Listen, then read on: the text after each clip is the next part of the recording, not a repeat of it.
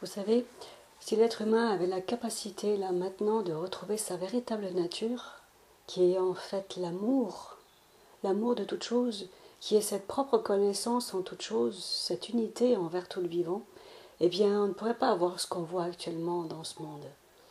Et je dirais qu'avec tout ce qui s'est passé depuis ces centaines de millions d'années, puisque il y a, comme vous le savez maintenant, euh, énormément de lignées en fait qui se sont succédées sur Terre depuis la grande tragédie avec la mère des origines, qui se nommait à l'époque Barbelu, Barbelo, peu importe comment on peut le prononcer. Et suivant certaines d'autres cultures, elle porte encore d'autres noms, mais son véritable nom apparemment suméro-acadien, c'était Barbelou. Barbelu. Depuis en fait cette grande tragédie sur Terre et la naissance, en fait, c'est elle qui a donné naissance en fait aux descendances de la race Gina-Aboul et la race Abgal, hein, qui s'est installée après progressivement sur la constellation de Gatsissa, de Sirius, et la race Gina-Aboul qui est aussi partie s'installer dans la Lyre et s'installer aussi dans la constellation d'Uju ou Ushu, Ushu, je crois qu'on prononce ça comme ça, qui est la constellation du dragon, parce que ces races-là étaient en danger. Elles étaient en danger et elles étaient constamment en danger par rapport à la cinquième image dont elle avait donné naissance, à savoir donc ce quatrième fils en fait. Donc on parlait de cinquième image parce qu'en fait elle se comptait dans le lot. Il y avait donc ces trois enfants, elle, quatre, plus la cinquième image, Yadelbaoth. Yadelbaoth,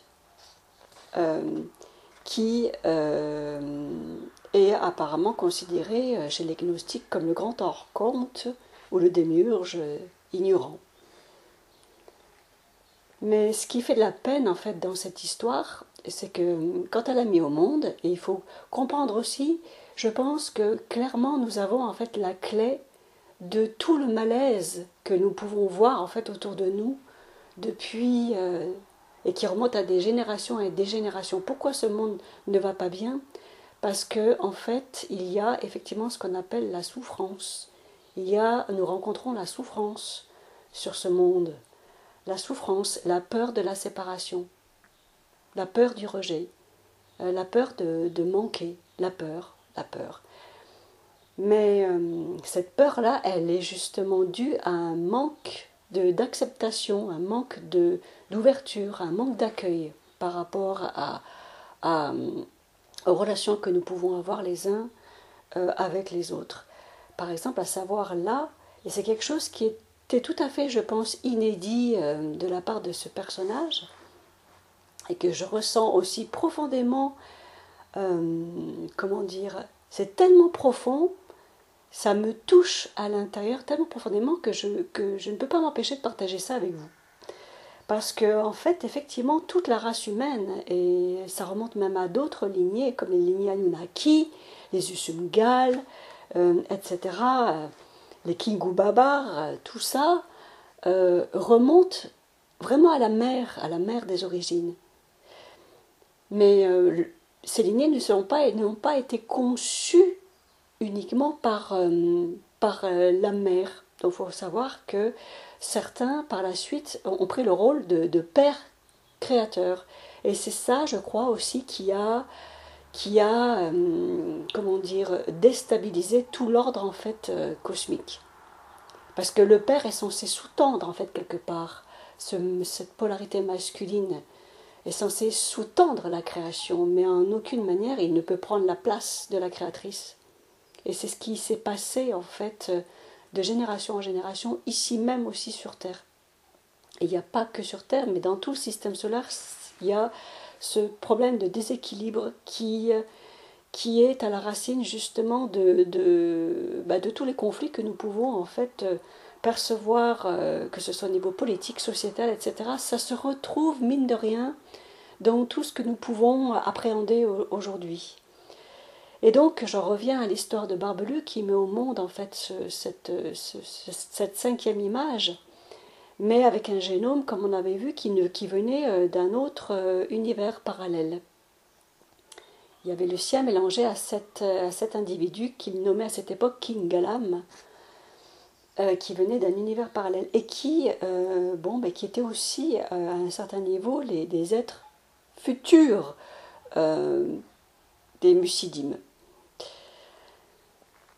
C'est difficile à expliquer puisque en fait ils étaient situés dans un autre espace-temps. Les Musidim à un moment donné se sont plantés.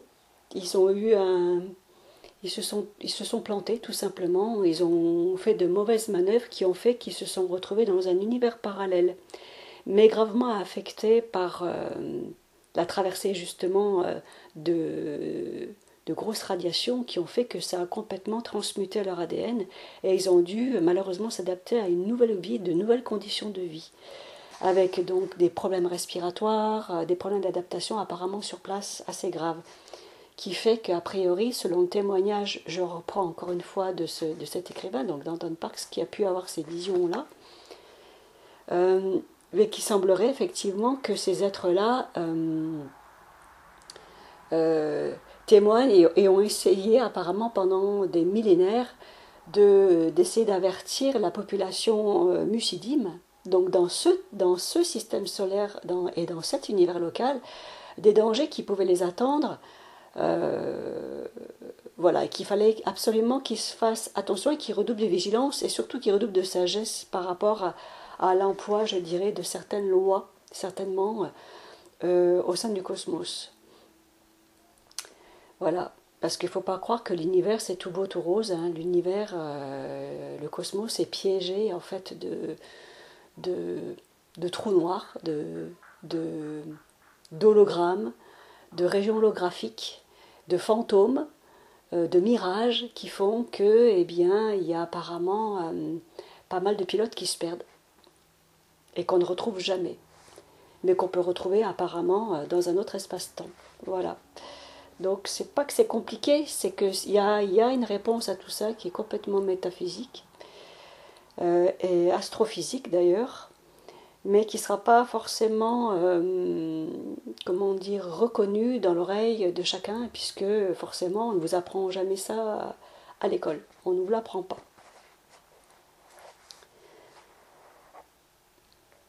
Donc cet être-là, quand il est né, il a aspiré l'énergie vitale de sa mère. Donc en fait, ça veut dire que Barbelu, quand elle est tombée dans les pommes.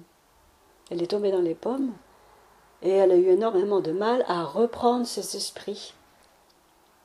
Et les enfants qui arrivaient pour essayer de voir sa mère, les aînés, et qui ont vu que la mère était allongée et que cet intrus, quelque part, était là, prenant toute la place, lui avait clairement dit j'ai tué votre mère par inadvertance. J'ai pas fait exprès, mais j'ai soutiré toute son énergie pour arriver au monde. À partir de là, ben, c'était comme si il avait déclaré la guerre à ses frères et ses sœurs.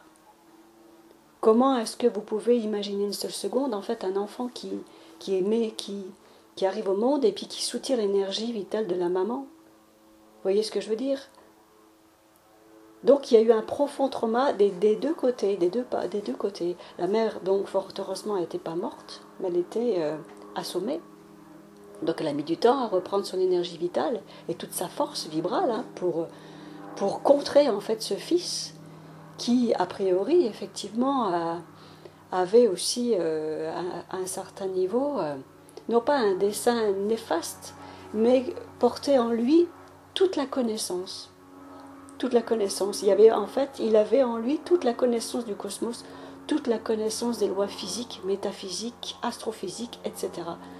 Je ne sais pas si vous pouvez imaginer la peur de Barbelu, la peur de cette mère, quand elle a vu, en fait, pour elle, elle avait mis au monde un monstre. Elle avait mis au monde quelque chose qu'elle n'a pas pu reconnaître parce que ça lui était complètement inconnu. Voilà. Et c'est là le problème. C'est là le problème que nous avons tous au sein des relations, même ici au sein de cette société. Quand nous ne connaissons pas, qu'est-ce qui se passe? Eh bien, nous avons peur. Nous avons peur de l'autre. Nous avons peur de ce qu'il va nous donner comme information, ou nous avons peur même de la propre information. Nous avons peur de ce que l'autre émane, parce qu'on peut ressentir des fois de la violence, on peut ressentir quelque chose qui nous fait tellement peur que ça nous fait perdre nos moyens. Donc ça a fait perdre les moyens de cette matriarche, de cette grande matriarche et de cette grande astrophysicienne. Ça lui a fait perdre tous ses moyens. Mais en même temps, elle ne voulait pas non plus mettre en danger ses aînés, ses autres enfants. C'est pour ça que je vous dis, depuis le départ, ce qui nous attriste et ce qui m'attriste, moi, dans cette histoire, c'est que je suis un peu comme vous, quelque part, je me dis que vivre en harmonie et en paix sur ce monde, voir tous mes frères et mes sœurs de la terre se réconcilier, eh bien, il semblerait que ça soit impossible. Et donc, à partir du moment où la maman a suscité la mère, donc a suscité de la peur, l'enfant l'a ressenti en fait immédiatement. Enfin, l'enfant, donc ce cinquième né, cette cinquième image quelque part, a ressenti cette peur. Et donc, qu'est-ce que forcément, il y a frustration à partir du moment. Enfin, je ne sais pas si vous pouvez imaginer 2 secondes un enfant quand il est pas rejeté, mais presque, quand il se sent mal aimé par la mère ou par le père, ben, qu'est-ce qui se passe? Ben, il ne va pas vivre en fait une vie, on va dire, épanouie. C'est pas possible. Il va essayer quelque part de gagner l'amour de sa mère et de gagner l'amour de son père, et peut-être qu'il le fera même toute sa vie. Vous voyez? Et ça peut c'est quelque chose, un phénomène qui peut se perpétuer de génération en génération, ça. Ce manque d'amour, quelque part. Ce manque d'accueil, hein, pour la singularité, en fait, de ce qu'il était. Voilà, et je crois que cette société, telle que nous la connaissons, est malade aussi par rapport à plein de choses. Quand on voit par la suite que cet individu avait la capacité en fait de transmuter la matière, d'arrêter le temps, enfin, je ne sais pas si vous pouvez imaginer 2 secondes, de tous les pouvoirs magiques que vous pouvez imaginer, cet être-là, Yadel Bayot, était capable de le faire en un instant. Donc il avait une totale maîtrise de la matière, une totale maîtrise des lois de l'espace et du temps. Et là encore, puisque de toute façon, nous vivons chacun à un certain niveau notre éternité. Voilà. Donc cette matriarche, Barbelu, avait, et il le disait clairement, il reconnaissait l'essence de la mère primordiale, l'essence de la mère des origines, et il le disait lui-même. Donc ça remonte à plus de 260 millions d'années, cette histoire. Et Barbelu le prenait pour quelque chose de... Elle sentait quelque part de l'ironie, elle sentait quelque part de l'arrogance de ce fils, hein, qui voulait étaler sa science, qui voulait tout de suite étaler ceci, étaler cela. Mais en vérité, quand vous regardez ça d'un œil externe, donc comme nous aujourd'hui en tant que simples lecteurs, eh bien vous voyez clairement que c'est faux. Moi, quand j'ai lu ces premières lignes, j'ai eu de la peine. J'ai eu de la peine en fait pour cette mère, parce que justement, elle n'était pas suffisamment pour moi, pas suffisamment dans l'accueil. Elle était prise par la peur, et prise par la peur déjà de se retrouver seule sur un monde, puisqu'elle a déboulé sur un monde, elle était seule. Bon, elle n'était pas tout à fait seule, puisqu'a priori, elle a retrouvé sa sœur sous Ia, qui était une Agarin de l'ombre, donc une des filles de Pistès.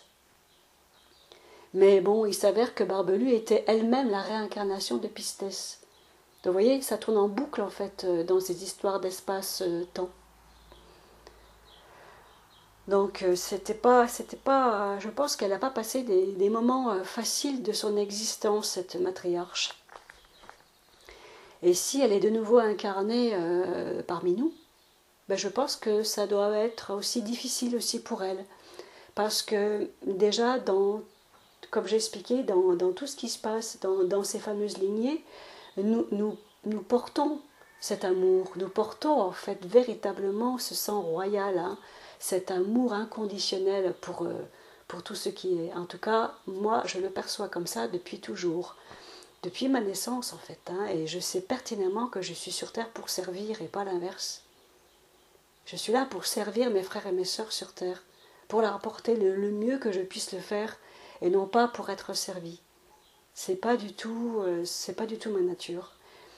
Et je me rends compte aussi que dans cette conception de vivre les choses, nous devons aussi, nous apprenons quelque part à être vigilants, parce qu'on se rend compte qu'effectivement qu'on n'est pas forcément entouré d'êtres bienveillants.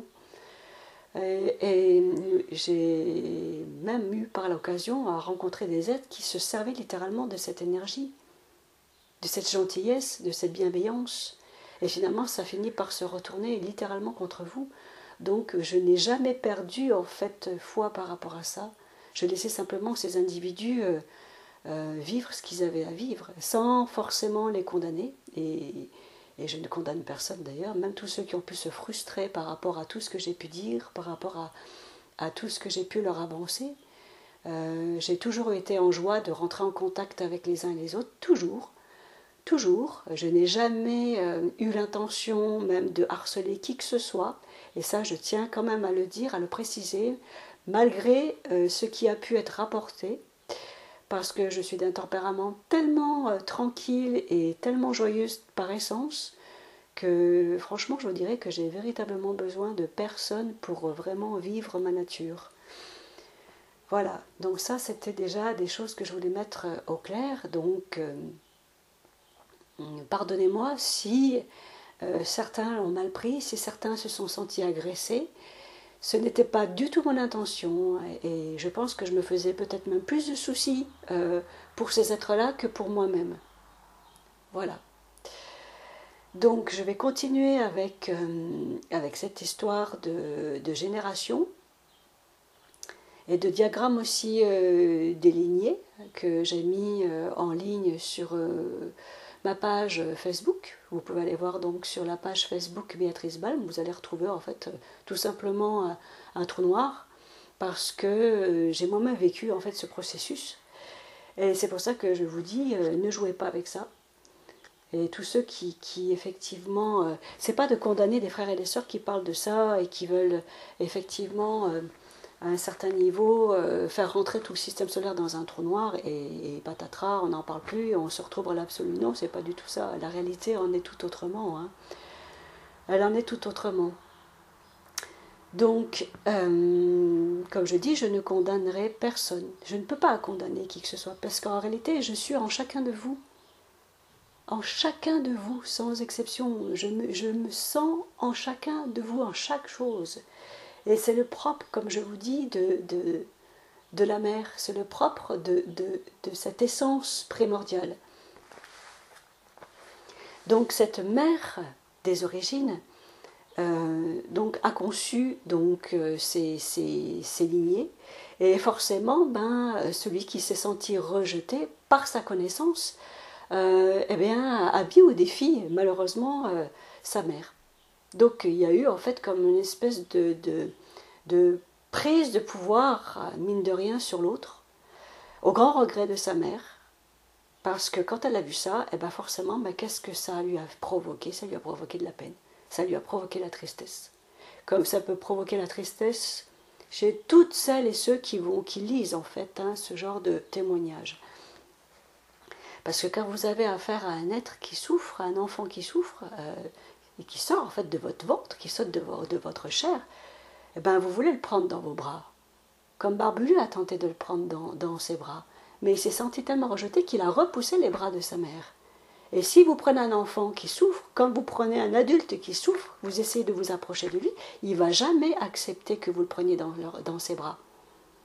Parce que la souffrance sera telle qu'il ne pourra pas se reconnaître dans cette simplicité, dans cette joie. Il en a perdu sa joie. Voilà. C'est pour ça que je vous dis quelque part qu'il faut être patient. Et moi, ça fait partie en fait de ma nature, c'est de rester patiente et de rester dans cet accueil, même si ça fait mal. Parce que je vous garantis que quand vous avez affaire à ce genre de relation, ça fait mal. Quand quelqu'un que vous aimez vous rejette du jour au lendemain, ça fait très très mal. Parce que vous ne comprenez pas pourquoi d'un seul coup ça fait volte-face. Pourquoi du jour au lendemain il ne vous reconnaît pas. Et vous avez plein d'êtres aujourd'hui qui témoignent aussi de ça. Hein. Je ne suis pas la seule à témoigner de ça. que vous affectionnez plein de gens autour de vous et d'un seul coup, ils ne vous reconnaissent plus, ils ne vous connaissent plus. Ils vous tournent le dos du jour au lendemain et vous essayez de prendre contact avec eux, de demander comment ça va, etc. C'est juste beau si vous les agressez. Ils vont le prendre comme une agression, ils vont le prendre, comme je vous le disais tout à l'heure, pour du harcèlement, parce que vous demandez des nouvelles. Voilà. Donc, pour moi, effectivement, ce n'est pas normal. Et des fois, je me demande s'il existe véritablement sur cette planète des gens normaux. Ben, les gens normaux, ils sont tranquilles, ils sont simples, ils sont joyeux. C'est comme des enfants. Ce sont des enfants. Ils ne sont pas là pour étaler leur science ou quoi que ce soit, ils sont juste là pour partager.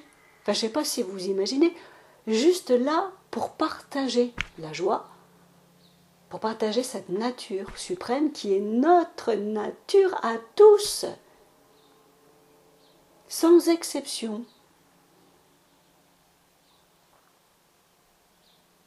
Doya Delbaot, qu'est-ce qu'il a fait quand il a vu effectivement qu'il surpassait sa mère, puisqu'il lui a dit lui-même, il dit « Mère, tu as perdu, tu as oublié ce que tu étais. Tu me déçois, tu as oublié tous tes pouvoirs. »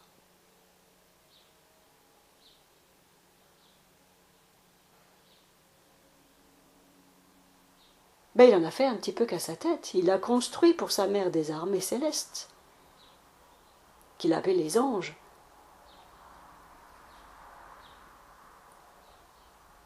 Il a voulu en mettre plein les yeux à sa mère, pour lui montrer, pour lui prouver quelque part qu'il avait effectivement cette science infuse. Il était tout, il était l'omnipotence, l'omniscience et l'omniprésence.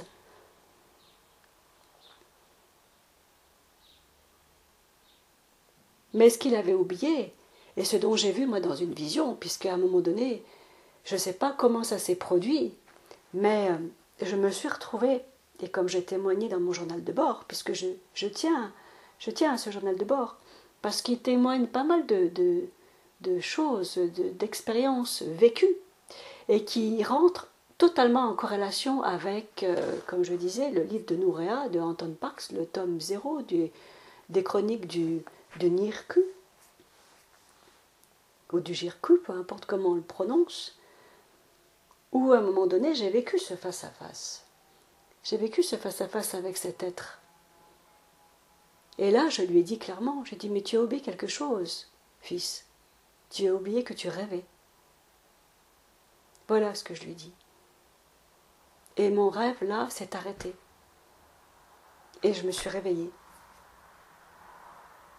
Mais j'étais complètement calme quand je lui ai annoncé ça. Et donc je me suis rendu compte, en fait, tout simplement, que ce que nous vivions ici n'était qu'en fait qu'un voile. Ce n'était pas la réalité, c'était une fausse réalité.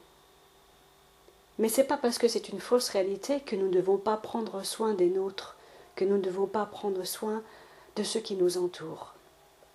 Quand je vois tout ce qui se passe dans ce gouvernement, quand je vois tous les mensonges qu'il y a, je me rends compte en fait que tout ça n'est dû qu'à une seule chose. Tous ces êtres qui se guerroient entre eux, qui font croire tout et n'importe quoi à la population de la Terre, ce sont des êtres qui n'ont qu'une soif. Ils ont une soif de l'équilibre. Oui, et bien vous allez voir que tous ces gens-là se battent pour qu'une seule chose. Ils veulent vivre l'équilibre sur Terre. Ils voudraient faire de cette Terre un paradis. Oui. Et je crois que c'est le rêve de chacun, vivre en harmonie, chacun entre les uns et les autres. Mais vous voyez bien que c'est impossible, parce que vous ne pouvez pas vivre en harmonie en imposant des choses qui sont contraires à la vie. Vous ne pouvez pas vivre en harmonie en imposant aux populations un vaccin, en imposant aux populations des bracelets ou des chaînes, peu importe, voire des colliers, ou peu importe. Des choses qui sont complètement contraires en fait à l'éthique, à l'intégrité, à l'enfance, à peu importe, qui sont contraires aux vertus, tout simplement.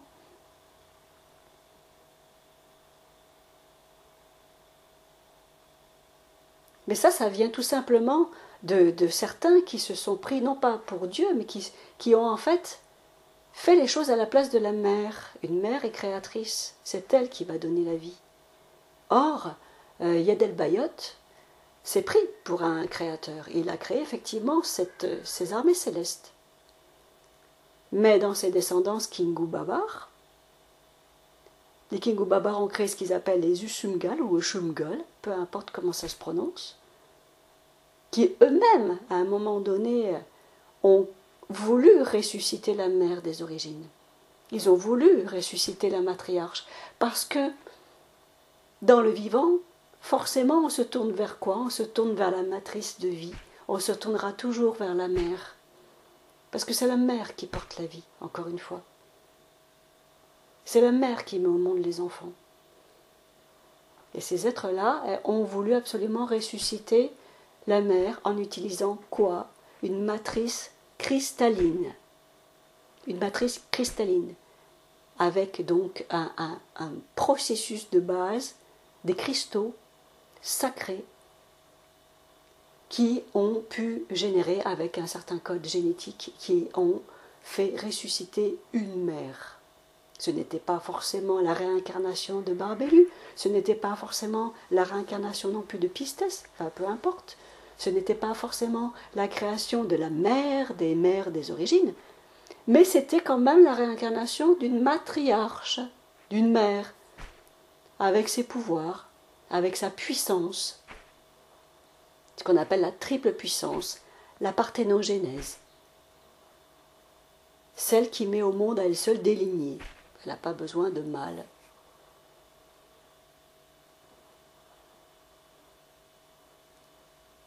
Voilà, à partir du moment où les mâles, donc de la polarité mâle, hein, masculin, ont commencé à agir dans ce sens, ben en fait c'est à partir de là que la dégénération quelque part s'ensuit, de génération en génération, parce qu'il y a comme une espèce de prise de pouvoir.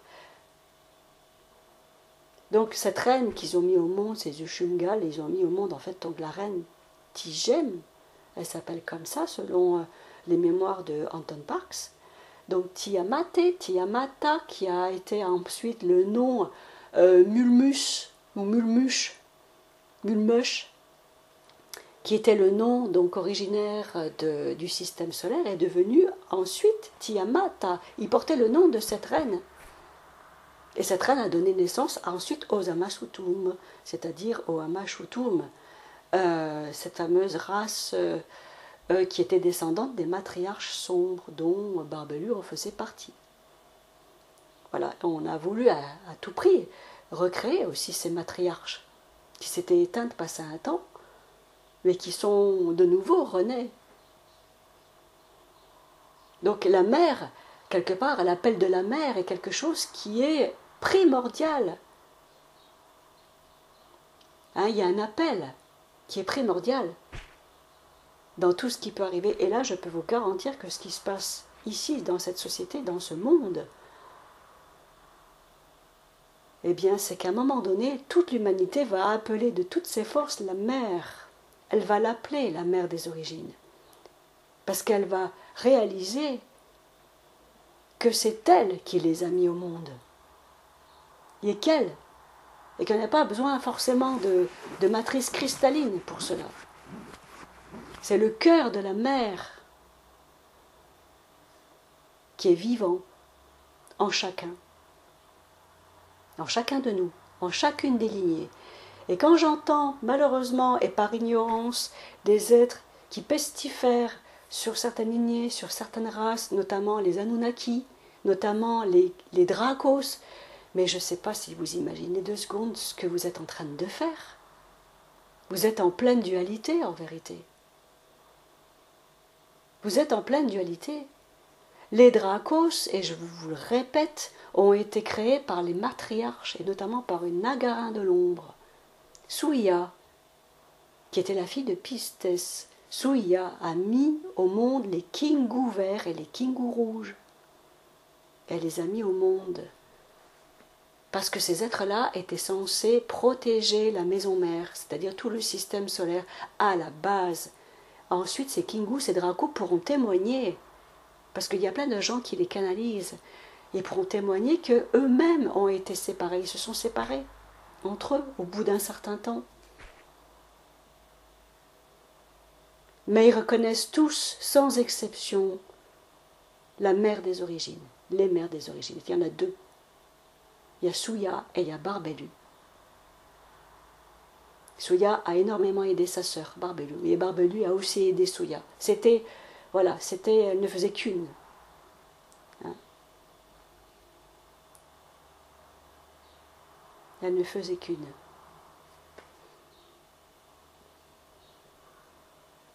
Les Anunnaki, pareil, les Anunnaki font partie de la souche des Usumgal.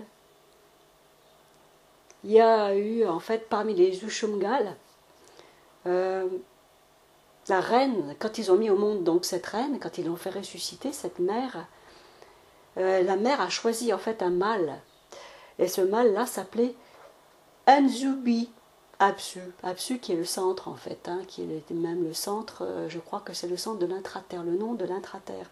Apsu Abba. Donc il y a eu une lignée des Abba.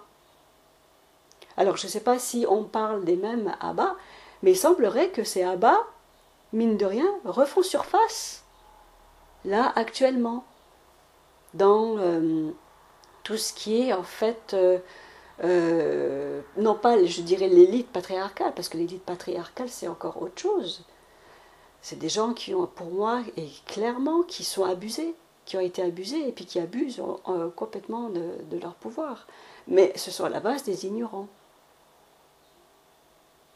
Parce qu'ils obéissent à un culte qui n'est pas vrai, qui n'est pas la vérité.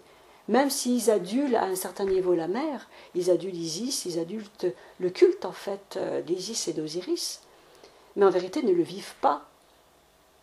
Ils ne le vivent pas, parce que s'ils vivaient véritablement cet amour inconditionnel de la mère des origines, jamais ils ne pourraient vous imposer un masque, jamais ils ne pourraient vous imposer un vaccin, jamais ils ne pourraient en fait vous imposer des lois contraires à l'amour de la mère. Contraire, des lois contraires à l'intégrité de la mère. C'est impossible. Jamais il ne pourrait inciter ou imposer une distance entre chacun, une distance, voyez-vous, de vie entre les uns et les autres. Jamais il ne pourrait imposer la division, jamais. Jamais, non.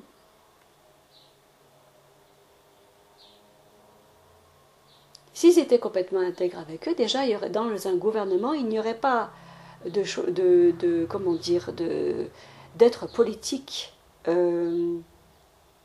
qui fonctionnerait en binôme masculin. C'est impossible. Il y aurait naturellement un couple. Il y aurait naturellement un couple, homme-femme, mais pas n'importe quel couple. Un couple naturellement connecté. Je parlais brièvement la dernière fois de notion de double. Cet aspect de double n'allait pas encore faire des allusions sur les âmes jumelles et tout ça. On aurait pu croire à ça, effectivement, mais non. Mais quand vous voyez que vous êtes éternel, non pas la personne ne sera jamais éternelle, mais quand l'esprit que vous êtes est éternel, eh bien vous voyez bien que tout simplement cette histoire de double, c'est une question de concordance, c'est une question de synchronicité, c'est une question tout simplement de même point de vue. Dans l'énergie masculine et l'énergie féminine sont indispensables pour préserver un équilibre dans une société, dans un état et sur une planète. On appelle ça une confédération, des confédérés.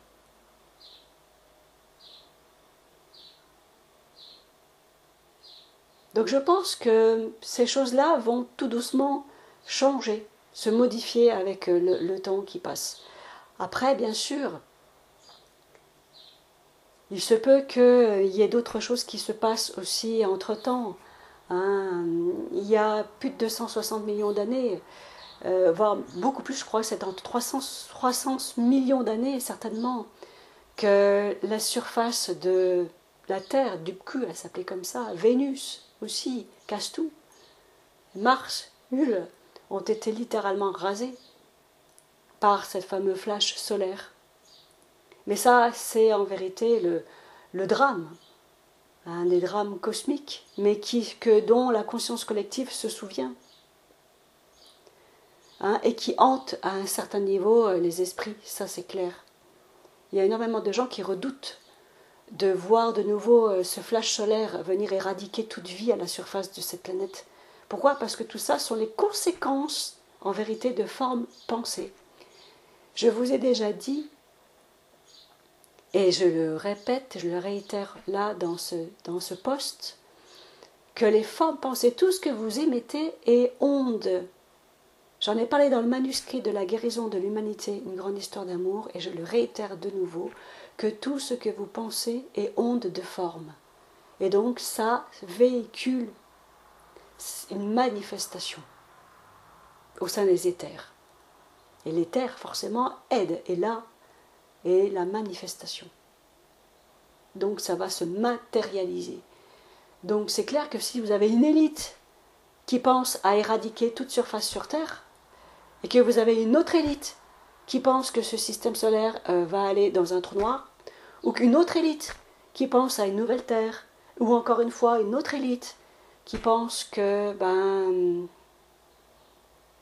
que tout simplement qu'il serait bon de se prendre en main et puis de s'apprécier les uns les autres et d'apprécier à sa juste valeur chacun. Vous voyez ce que je veux dire? Tout ça, ça fait partie, je dirais, des formes pensées collectives. Donc tous les avis sont partagés, tous les points de vue sont différents.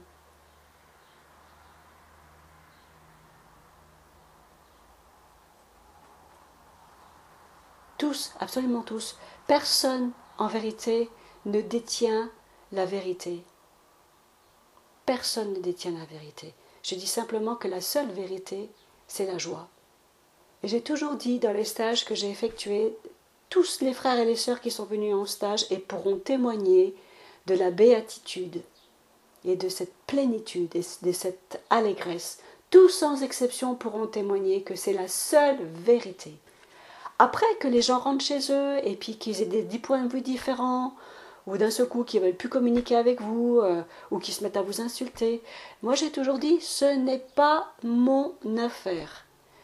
Je ne me préoccupe pas de ça, même si je sais que ça fait mal, c'est dommage. Mais c'est comme ça. Vous n'êtes pas à la place de tout le monde. Vous êtes en chacun de vous, parce qu'en vérité, il n'y a que vous. Mais vous n'êtes pas responsable des miasmes et des chimères de chacun. Ça, je l'ai déjà dit.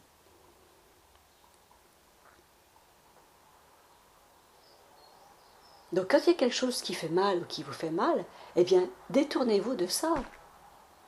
Mais rentrez dans votre vérité. Vous n'êtes pas là pour culpabiliser les uns et les autres, c'est pas vrai. Moi, je préfère quelque part, non pas m'éloigner, mais dire stop, à un moment donné, quand ça va pas avec quelqu'un, quand je sens qu'il est distant, je lui dis ok, c'est ton choix, mais sache que je t'aime et que je serai toujours là. Si tu as besoin de quelque chose, je serai là. Et je ferai en fonction de mes moyens. Mais je t'aime. Voilà ce que je dis. Et c'est la stricte vérité.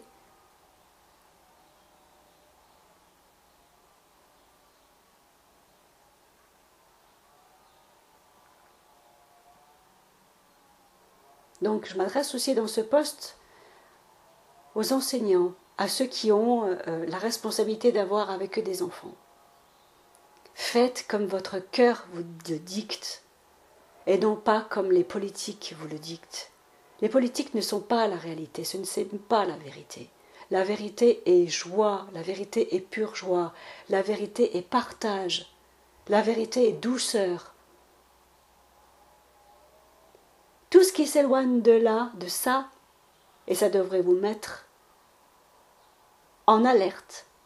Tout ce qui s'éloigne de ça n'est pas la vérité. La vérité, c'est l'amour. Donc, vous ne pouvez pas guérir de vos troubles si vous manquez d'amour entre les uns et les autres. C'est impossible. Ce n'est pas possible. Restez simple. Et si le gouvernement a peur, eh bien montrez-lui que vous n'avez pas peur. Et c'est pas que vous voulez faire la guerre à ce gouvernement, c'est pas ça. Parce que vous avez affaire à quelque chose, à une entité là, hein, qui est pour l'instant, qui est positionnée sur la ville de Paris, Parisis, mais qui est complètement ignorante. Elle est encore ignorante. Donc, vous devez rester en paix avec vous-même et partager cette paix avec les uns et les autres. Et non pas les pourrir, comme certains ont tendance à le faire à chaque fois. On n'est pas là pour pourrir les uns les autres. On est là pour leur rappeler qu'ils sont en vérité et en unité.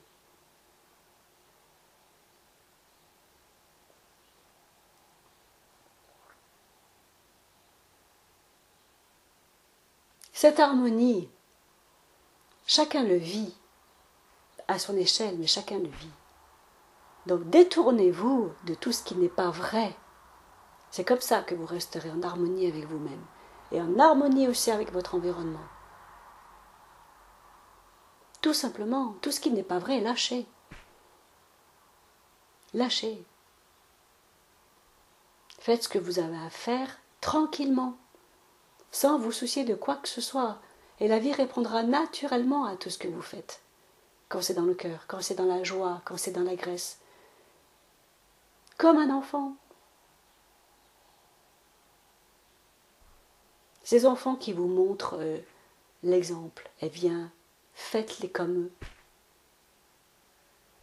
Redevenez cet enfant, cette joie. Et si vous voyez que ça ne fonctionne pas comme ça, si vous rentrez chez vous et que vous êtes complètement frustré, vous savez très bien que ce n'est pas la vérité. Vous savez très bien que vous avez enfreint une règle, vous avez enfreint une loi cosmique. Donc vous vous faites du mal. Non seulement vous faites du mal, mais en plus vous faites du mal à tous ceux qui vous entourent. Et vous faites également du mal aux enfants, qui eux n'y sont pour rien. Eux, ils sont juste là sur terre pour partager la joie. Ils ont pris chair dans ce corps qui est éphémère, je dis bien qui est éphémère.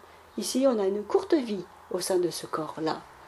Hein, contrairement à nos ancêtres, contrairement à ce que nous étions peut-être nous aussi, il y a 260 millions d'années.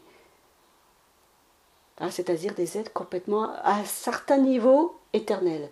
Vous savez, quand vous vivez 50 000 ans dans le même corps, eh bien, vous pouvez vous considérer un peu comme éternel. Hein. 50 000 ans, ça fait beaucoup, ça fait des cycles quand même. Donc, ici, vous voyez bien que vous dépassez peut-être pas 100, 105, 110, 105, peut-être 100, 120 ans maximum, pas plus. Donc c'est quoi? Ça représente quoi? Un battement de cils de votre venue ici au sein de ce corps. Donc même pendant ce petit battement de cils, eh bien, chacun est invité à vivre ce petit battement de cils dans la joie, dans cette légèreté, dans cette beauté. Le chant des oiseaux vous rappelle qui vous êtes. Hein. Les animaux, la nature vous rappelle qui vous êtes. Eh bien, cette splendeur-là, cette allégresse, c'est ça. Cette étincelle, c'est ça. Et moi, cette étincelle-là, je la reconnais en chacun et depuis toujours. Et quelles que soient vos pensées, et même si, peu importe, elles sont pour vous dérangeantes à un certain niveau, c'est pas grave. Comme je dis, moi, ça ne me regarde pas. Je vois en chacun de vous l'amour. Eh bien, restez cet amour. Mais n'hésitez pas aussi à dire les 4 vérités quand vous sentez qu'à un moment donné, eh bien, certains ne sont pas forcément en accord avec vous. Oui, il faut dire la vérité. Bien sûr que vous êtes là pour exprimer la vérité de qui vous êtes. Vous n'êtes pas sur Terre pour vous laisser faire. Hein. Non, vous êtes là simplement pour vivre votre nature.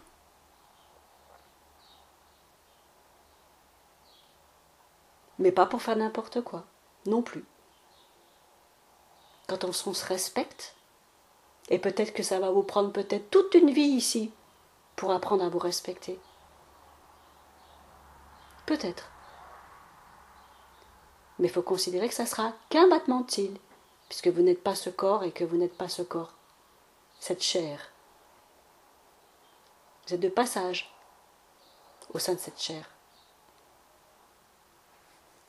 Mais ce temple-là, il a besoin de vous, il a besoin aussi de votre amour, il a besoin de votre allégeance. Il a besoin de votre beauté intérieure pour se sentir bien, pour se sentir aussi en forme, en santé, etc. Il ne demande rien, lui. Hein. Il n'est pas là pour projeter une fin de monde, des cataclysmes et toute cette chose-là. Hein. Même s'il y a des choses qui se passent dans le cosmos. Mais je vous rappelle une chose. Vous êtes le maître du jeu. Ça veut dire qu'à tout moment, même les plus grandes prophéties qui ont été données, à tout moment peuvent être complètement annihilées. Ça veut dire que vous avez le pouvoir et l'amour à ce pouvoir de changer les choses.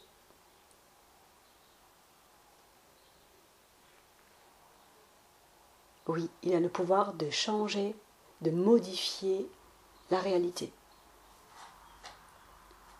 Voilà, c'est ça qui vous est demandé, c'est ça qui nous est demandé à tous, au nom de l'amour. Je vous remercie de votre écoute. À très bientôt.